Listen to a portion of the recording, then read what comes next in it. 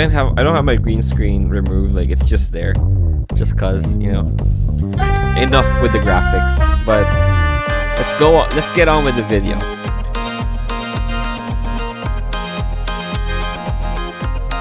You can walk away from anything that is bad for you. I wrote this Facebook post on June 20th, 2019. It was a time when I just bought a house and walked away from it. Let's read through it while you watch me change a light switch in my current house. I put a little disclaimer here. Haha. Long read in my honest opinion on goals and being an adult. Move along. This is just me talking about life right now with new hurdles like buying a house, moving from a different city, securing a job in a different state, losing the friends I've had because of moving, etc. Being an adult does not just mean responsibly or independently going through life, but rather also knowing what you're worth and when to walk away, even if you have invested a lot of time and effort in it. You have to know and accept the effects of your decisions and plan what to do when you fail or sometimes succeed. Yes, plan for when you succeed too in achieving a goal. The worst thing you can do to yourself is to accept or bend into a situation that was changed due to another external influence just because you have planned and spent so much of your time in trying to achieve your goal. Being a poker player, I understand that in life, there's no such thing as being pot committed. You do not have to call all in when you know you are just going to lose, just so you can see what happens.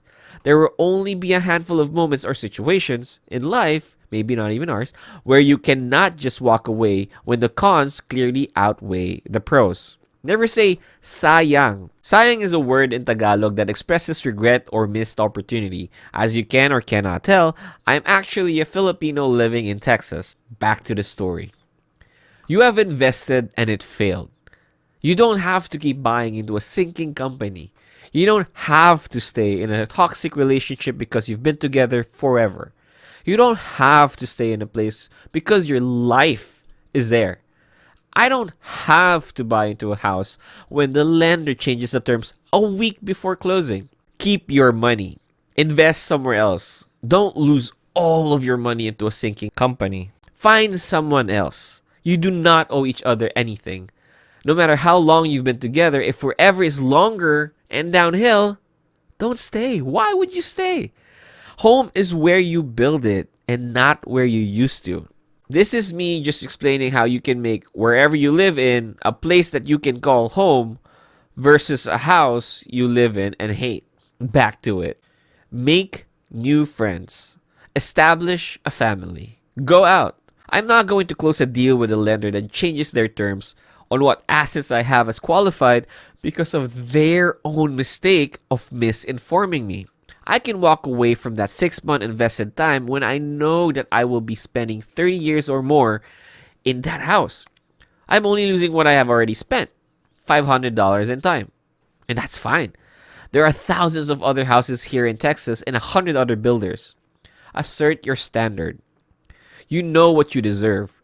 Do not settle for anything less than what you have so carefully worked hard for.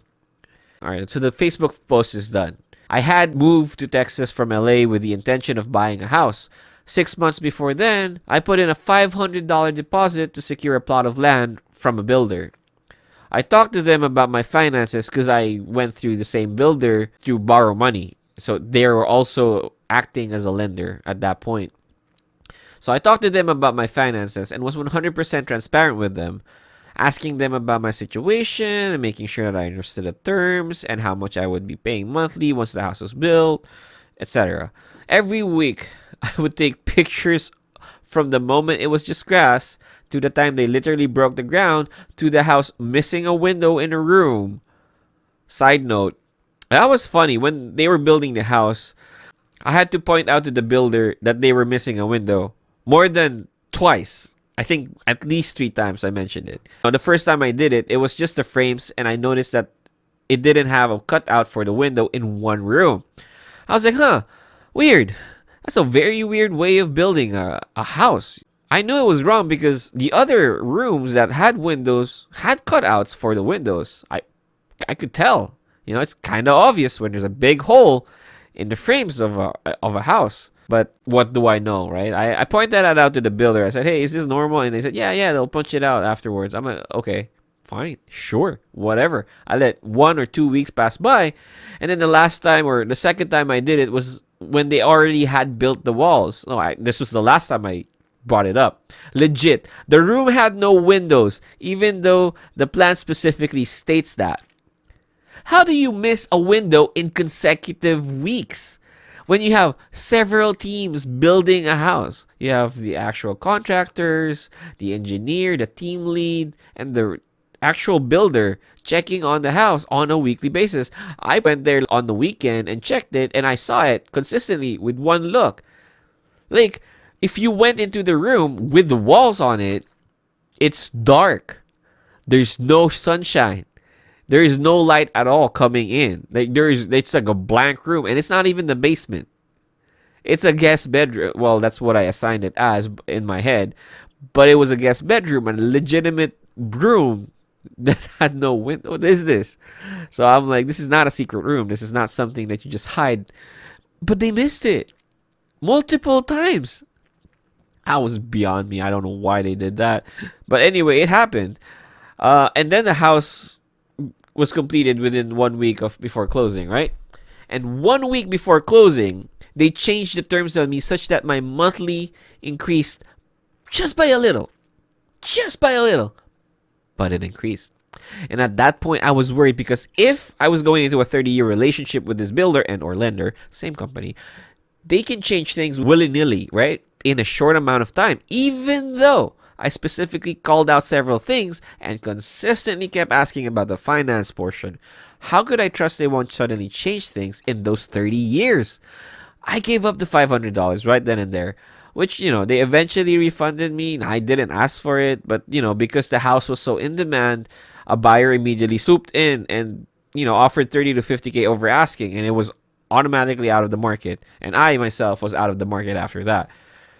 So that was Thursday. I typed that Facebook post on a Thursday and I mourned on a Friday. I didn't do anything. I was sad. I was 6 months every week. I would just go to the site and then take pictures and ask the builder, ask the real estate agent knew my name and knew me personally at this point, and I guess he was just annoyed at this point. He was employed by the builder, but rain or shine, I would be taking pictures or whatever. I have all the pictures still.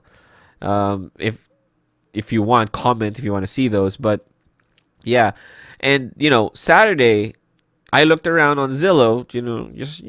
I was living in an apartment. The reason I moved from LA to Texas was so I can buy a house, an affordable one that I can live in. That's not overpriced, right? And, well, you know what? I found one on Saturday with the exact same thing.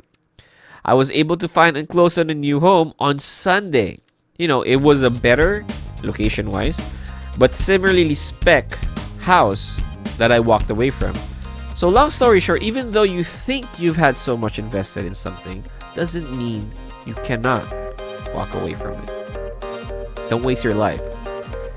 But thank you for spending your time and watching this video and listening to my story. Appreciate it. Like, comment, and subscribe. Tell me what you want to see, and if you want to hear more of my stories, or if you want to hear about my financial adventures or thoughts about different things on my shorts, go ahead and subscribe to my channel, and I hope to see you in the next video. Thank you so much.